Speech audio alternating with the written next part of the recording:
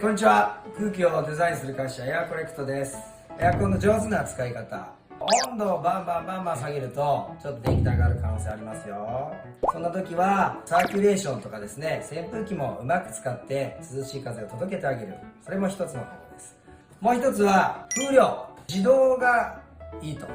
エアコンだいぶ賢いんで、もう涼しくなったらちょっと弱くとかって調節してくれます。強でずっととか弱でずっとやってると、もうまだまだ冷えないからずっとエアコン走り続けちゃうんですね。それも良くないです。